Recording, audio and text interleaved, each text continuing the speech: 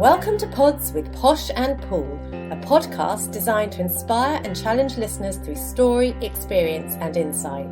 To face adversity, learn from suffering and discover how to embrace life with a heart filled with love and gratitude.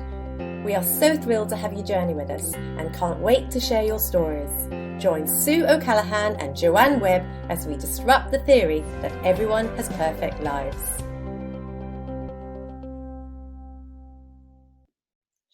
Welcome to TeenPODS. Once again, we're delighted today to welcome Jack Cantrall on board. Welcome, Jack. Nice to see you. Yeah, you too. Nice to see you guys. Jack, you and I met 4 years ago when we were both coaching rowing at Takarina Grammar School. In those days, you were really keen to go and pursue a rowing career and go to the States and study. That didn't happen. What happened then since? In the early days of rowing, I thought, I'm going to go to Harvard and row. And then I realized, actually you have to be pretty much the best in the world to do that. So that quickly didn't happen. And I set my sights on just normal university in New Zealand. And so it was always your dream while you were at school to go to university? It was always a goal? Yeah, I thought I always would want to do a PhD eventually. I don't know why. I think I had this fixation on prestige or something. So Jack, you've gone down to Wellington University. You are now studying 4 years out of school. And what did you choose to read at university? I started off doing law. Probably the same reason I wanted, it just sounded cool. And then it took me about 5 months to realize I hated it. And then so I changed to a business degree, and that's what I'm doing now. So I'm international business and economics. So that's a really hard topic, isn't it? You leave school, you have a dream that you want to pursue, you wanted to do rowing, you realise that you needed to train a lot harder to get into that and get scholarship for it. And then you decided on law. And actually, a lot of our students listening to the podcast or teenagers still at school will want to go to university but might not know what they want to do. And yet you established yourself in law and then you changed to business. Is that quite easy to do? And is that what lots of students do once they're at university?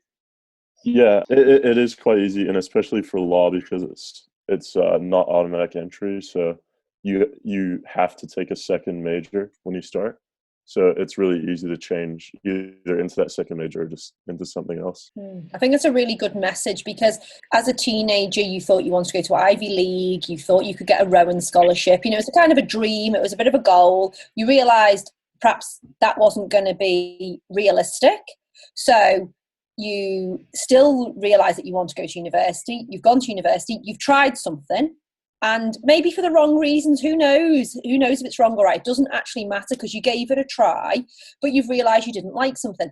And I think we get into this mindset sometimes that when we're in something, we're in it for life. But this is not the way the world is nowadays. We can start a career, and people are now having 3-4 different careers in their lifetime. You don't have to be a doctor and stay being a doctor if it doesn't make you happy. So I think your message to other teens or early 20s is great. You started off doing law, but you've changed and you're now 3 years into your degree. So I gather you're enjoying this one more than you were your last one. It's not my passion, but I kind of am at a point where I just want to get a degree. So I'm enjoying it more than law though, for sure. And I also think that's a really critical message because I think when you leave school, there's an established mindset that once you go to university, you know what you want to do. You come up with your degree in architecture or medicine, whatever it is, and you go into that set career. Whereas actually it sounds like you're at a stage you just want to finish the degree and then find the thing that's for you. But you haven't pursued the standard path, which is to fulfill 3 years and then actually qualify. You've taken some time out as well. Can you tell us why you took time out and what you did in that time?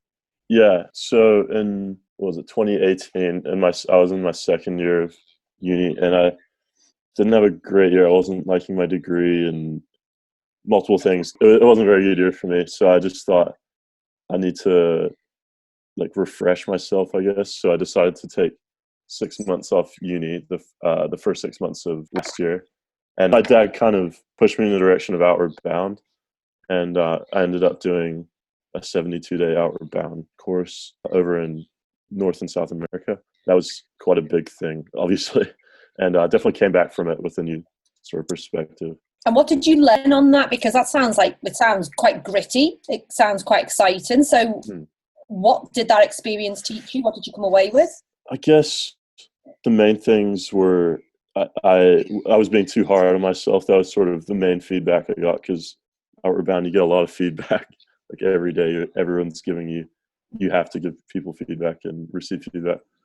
So being too hard on myself, and I guess not being so focused on, well, if I do this one degree, then I have to just do that for the rest of my life, I guess. It's really interesting listening to you, Jack, because I know you as an extraordinary rowing coach. I know you as somebody that's a good leader, that works well in a team, that has great communication skills with young people, is a people motivator. You were an extraordinary rowing coach. And I also saw on the water, it was your passion. You absolutely loved it and you thrived. Listening to you now, where you've not found your way, you say what you're studying is not your passion, again, is a really clear message to our listeners, that you might find yourself in one area of life feeling fulfilled, and in another area feeling a sense of lack. And I think also when you're a teenager, you assume that adults have found their set career path, they trained for it and they had this steady path, but actually life is almost a process of, what do I not want to do? It's a process of elimination, and you sound like you're on that path, and it's really nice to normalize those feelings for teens, because there's not a set path. You can find your passion in some area, and then you come back to doing study, which might not be for you, but you do it as a means to an end. Does that make sense? Yeah, for sure. And actually another big takeaway from Outward Bound was the whole time, because I've pretty bad anxiety a lot of the time, and pretty much the whole time on Outward Bound, I didn't have any. And I think it was mainly due to, I was more worried about how sore and tired I was, as opposed to stupid things in my head. And it kind of made me realize maybe I need to pursue a career, not necessarily in the outdoors, but something where I'm doing something physical to keep myself sane, I guess. And the great thing about doing a business degree is, it can help you in every area of your life. And we were talking earlier about transferable skills to another guest. And, you're learning so much within a business degree that if you do decide to go and pursue any career, some part of this business degree will come in useful to you. It's not a useless degree at all. Yeah, for sure. And Jack, I just think your message is really powerful to men as well, because we had another teen being interviewed not so long ago, and when we first interviewed her, we said, how are you? And she said, yes, great, life is wonderful. And then further down the line, she admitted that actually she suffers anxiety as well. And a lot of male young men, boys, teens are frightened to say that they struggle with anxiety and even depression beyond that. And I think the message is, speak about your feelings, be really honest, but be really honest with yourself. Don't hide from yourself, because most adults also suffer from anxiety and other issues where they struggle in life. And Joe and I always put the message out there, be honest and be real, because when you're vulnerable, that's when you grow. If you can't be vulnerable, you're not going to grow. And therefore you will aspire to change, you will seek innovation, and you'll be creative in what you do. And I've always seen you as somebody that has never suffered anxiety. On the water, gosh, you were just such a passion of life and energy and inspiration. So it's interesting that one thing that we see about other people is not necessarily what we feel ourselves, but to be honest. Yeah, definitely. There's a lovely message between the Outward Bound and the anxiety, because basically you were physically exhausted, you were out in the fresh air, you were doing exercise, and actually when we do that, we lose our capacity to feel so anxious, and that's a really important message for everybody. People do not really understand the effects that physical exercise and exhaustion can have on us, and the huge benefits that there are to gain from that. One of the best things for anxiety, go for a walk, get out, go for a walk, because you leave the house as one person, you come back as another person. Yeah, definitely. I'm definitely learning that in isolation right now. Yeah. Well, that was going to be my next question, Jack. How are you doing in isolation? Because although we're releasing this as a teen podcast, for those people that listen in the future, we're actually in lockdown as we speak. How's it been for you? Yeah, it's not terrible. I decided to come home, and so I'm just with my parents right now. And my sister's up the road, and she's technically in our bubble, so I get to see her a little bit. And was the adjustment huge for you? Was that quite hard to adjust, because it was with very short notice?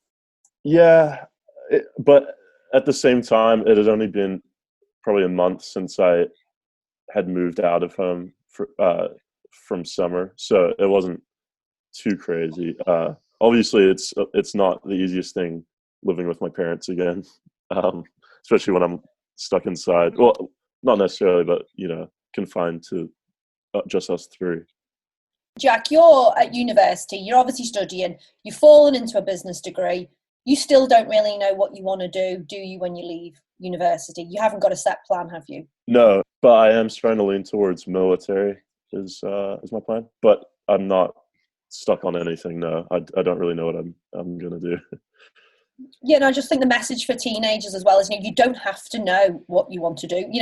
I'm sorry, I'm 42 and I've only just realised what I want to do. It's taken me a long time. I've tried a lot of things on the way. There's actually no rush, just enjoy the ride as well. Enjoy each day. Yeah, definitely.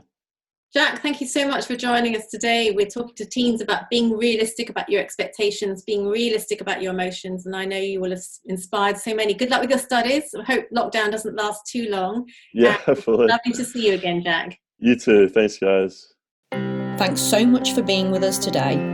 For us to inspire others to live their magnificently imperfect life, please subscribe and leave us a 5-star review on iTunes or on your podcast app. You can also follow us on Instagram and Facebook at Pods with Posh and Paul. We can't wait for you to join us on our next episode. Love, light and peace.